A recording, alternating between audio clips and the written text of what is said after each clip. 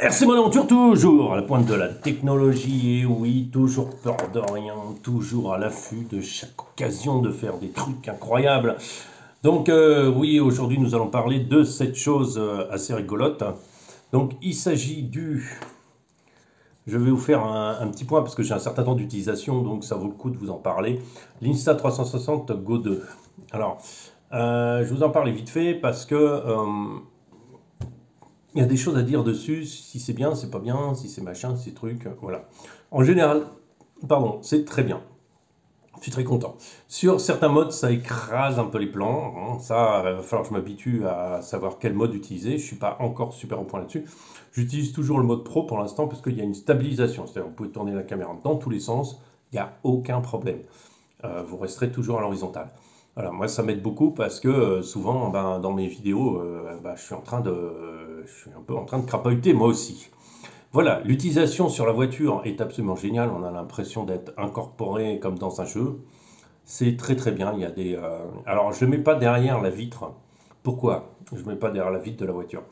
Par exemple, derrière le pare-brise pour vraiment avoir une sensation comme si j'étais au volant de la voiture, comme si on était au volant de la voiture, parce que le problème, c'est que ça risque, mes vitres ne sont pas très propres, et ça risque de faire le net, surtout sur une rayure. Donc après, on ne verra plus rien à l'extérieur. Donc du coup, en plus, c'est un très grand angle, donc autant profiter de la vision générale du truc. Voilà. Après, en after production, vous pouvez réduire votre angle, vous pouvez faire beaucoup de choses avec l'application. C'est impressionnant. Après, qu'est-ce que je peux dire? Voilà. Donc, le système est très très bon, je trouve.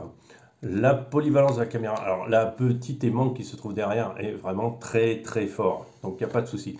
Donc vous pouvez vous utiliser ça comme télécommande, c'est très très bien, il suffit d'appuyer sur le bouton pour le connecter. Après vous pouvez l'utiliser individuellement. Ce que je conseille pour économiser l'énergie, c'est moi qui le pense, c'est vous le récupérez de là-dedans, vous le fermez, vous posez ça dans votre poche, vous gardez que ça, et après vous pouvez paramétrer via l'application ce qui va se passer, quel mode vous allez avoir en appuyant une fois. Si vous appuyez deux fois, vous avez une photo.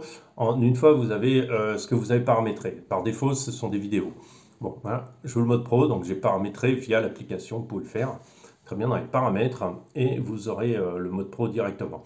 L'avantage de faire ça par rapport à le laisser dedans, c'est que vous, ou à l'utiliser comme télécommande, c'est que vous économisez l'énergie qu'il y a là-dedans. Parce que votre petite caméra, qui est d'ailleurs très douée et qui a une stabilisation très intéressante, a eu 20-25 minutes d'autonomie à peu près, ce qui est déjà très très bon par rapport à la taille, à l'encombrement et au poids de l'engin. Donc autant en profiter, et après, une fois que vous allez la remettre dedans, vous allez changer l'endroit où vous allez, je sais pas, faire autre chose, vous la remettez dedans et elle recharge. Comme ça, vous allez pouvoir réalimenter le truc. Si vous utilisez les deux en même temps, vous allez utiliser les batteries des deux, ce qui va vous réduire l'autonomie générale. À savoir que l'autonomie générale est de 2h30, je n'ai pas testé jusqu'au bout, hein, 2h30. À savoir, 2h30, c'est très très long. C'est largement suffisant. Pourquoi c'est largement suffisant? C'est que même moi, en mes séances que j'ai le temps de faire, je ne fais pas 2h30 de vidéo, jamais, jamais. Au maximum, j'ai 40 minutes. 40 minutes divisé en, je sais pas, en une trentaine de vidéos, 25 vidéos, quoi. Mais j'ai jamais besoin de 2h30 de trucs. L'avantage, alors le côté très pratique, c'est que une fois qu'elle est dans votre caméra, est très protégée. On va parler maintenant un peu des accessoires. Donc, c'est ce qui me dérange le plus actuellement, c'est de ne pas avoir de retour vidéo. Voilà, je ne sais pas exactement ce que je filme. Alors, je filme un peu au feeling. Ce qu'il y a, c'est que... Attendez, je vous montre parce que ça vaut le coup de le montrer. C'est que l'engin est petit. Donc, vous avez tendance, sans le vouloir, en le tenant, en fait, à ce qu'on voit le bout de votre doigt. Donc, tenez-la bien comme ça. Ça vous évitera les trucs. Deuxième chose, quand vous envoyez enlever du support, on a tendance à appuyer sur le petit bouton là, ici, qui permet de déclencher. Alors on déclenche un peu sans le vouloir au début, parce qu'on n'a pas l'habitude. Voilà, alors faites attention à vos doigts sur le bord de la télécommande, et vous pouvez faire vraiment ce que vous voulez avec. Après, il faut juste faire attention à ça. Sinon, avec le support, faites gaffe quand il n'est pas droit. C'est-à-dire qu'on a tendance à régler comme si on avait la main droite, comme ça, et du coup, ça vous plonge par terre. Mettez-le bien droit, et vous allez pouvoir filmer plus instinctivement. Voilà, c'est mon expérience, et je vous la traduis. Sinon, est-ce que je suis satisfait? Complètement, pleinement, 100%, je suis très très satisfait. Faites attention, ça recule quand même les plans. Voilà, c'est mettez-vous quand même relativement près du véhicule. Alors, ce qu'on va détailler, ce truc-là est très pratique parce que quand on l'a sur le... Alors, ça c'est pour mettre sur la casquette. Vous voyez, il y a un truc, vous pouvez le clipser sur la casquette ou sur autre chose. Le problème de celui-là, on va commencer par celui-là, alors du coup. Le problème de celui-là, alors vous avez un sens avec un aimant, un sens sans aimant, donc si ça ne tient pas, c'est que vous êtes du mauvais côté. Et le problème de ça, c'est que bah, vous êtes amené des fois à regarder autour de vous, mais vous ne visez plus votre véhicule dans ce cas-là. Donc vous tournez la tête et vous filmez là-bas. Donc c'est faire attention à ça, parce qu'on a tendance à tourner un peu facilement la tête par réflexe. Donc on a tendance à avoir des plans un peu balayés gauche-droite sans le vouloir. Ça, c'est le petit défaut de ce truc-là. Après, je vais l'utiliser pour la course-piste. Je pense utiliser. Hein, on va voir si ça marche bien sur la casquette. Je vais mettre une casquette pour pouvoir le supporter et filmer. Je ne vais pas filmer tous mes runs, mais je vais en filmer certains.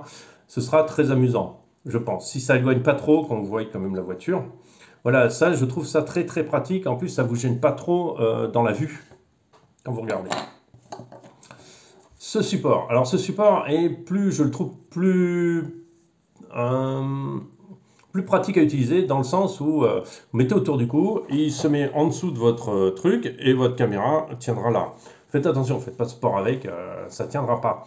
Après, autre chose, si vous avez un pull assez épais, ça va forcément limiter les forces de l'aimant, ça c'est normal. Après, ce qui est bien là, c'est que le buste, souvent quand on fait des mouvements de tête, ben, le buste reste droit. Donc on filme devant vous, quoi. Devant vous. Le truc, c'est que ça fait quand même des plans éloignés. Parce que vous n'arrivez pas vraiment à vous mettre si près, vous n'allez pas faire comme ça. Hey, il est beau les pneus, hein. Il est beau les pneus. Alors c'est moi de péter les plombs. Voilà, donc ça, c'est pas super pratique. Mais par contre, comme elle est aimantée, vous pouvez la choper à la main et refaire un plan plus près. Pratique. Pas besoin de le sortir d'un habitacle. Pas besoin, là, c'est déjà plus compliqué à sortir. Il y a juste à l'attraper dans la main, vous la désaimantez, enfin vous la tirez, elle va venir avec vous et vous allez pouvoir faire des plans plus proches à la main. Ça, c'est vraiment, enfin je trouve que c'est vraiment un truc très pratique.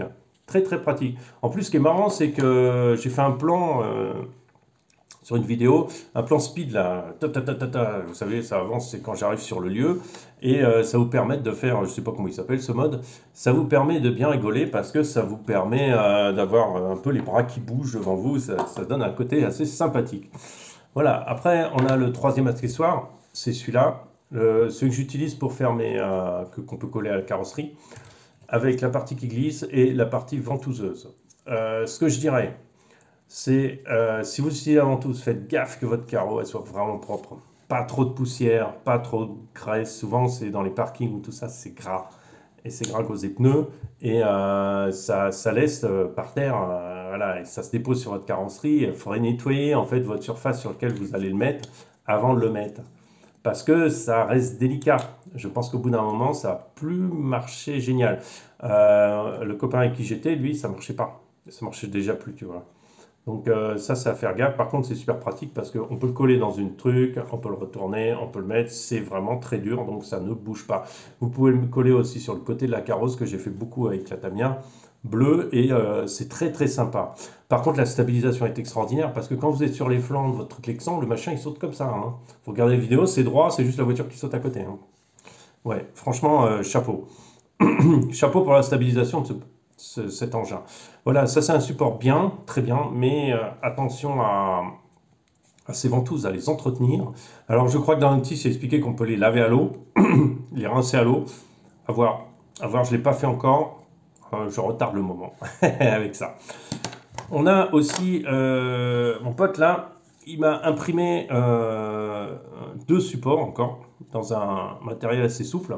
Donc c'est un support comme ça, qui va me permettre de le poser. Alors, normalement, j'avais des trucs GoPro, mais je les ai plus, les supports GoPro. Mon fils les a perdus. Donc, je vais essayer de retrouver un moyen de GoProtiser. L'avantage de ça, c'est qu'on va pouvoir trouver un moyen de fixer correctement le truc sur la carrosserie. Et on peut rentrer d'un côté ou de l'autre. Voilà. Avec des trous pour le son qui permettent de le mettre des deux côtés. Voilà, ça c'est très bien. Il y a aussi sur la caméra, ce qu'il faut savoir, c'est qu'il y a un filtre son. Donc ça c'est parfait. Ça c'est un deuxième support. Alors j'aime pas trop les supports en hauteur comme ça. C'est pas mon pied total, je trouve que c'est un poil haut. Alors, ça donne une vision très large, hein, c'est très bien, mais c'est un poil haut. Moi je préfère mettre la caméra à l'envers, la caméra plus bas. En plus, ça modifie un peu votre comportement de véhicule parce que vous avez du poids un peu en haut. On va pas embêter, mais ça, alors ça c'est un autre problème. C'est que comme vous avez la caméra d'un côté, ben, vous allez être obligé de le décaler d'un côté ou de l'autre, sinon vous allez être à droite ou à gauche, voilà, sur votre plan. Voilà, si c'est un très bon choix. Il y a en plus un petit gadget qui ne sert pas à grand chose, qui fait un trépied. Très marrant, ça marche assez bien, hein. On peut le mettre en trépied là, comme vous voulez. C'est pas mal, ça tient pas dans le vent, ça tient pas, voilà, c'est plutôt en intérieur si vous voulez rapidement faire une vidéo. Après, maintenant, on va parler d'un truc un peu plus compliqué, un peu plus casse-tête.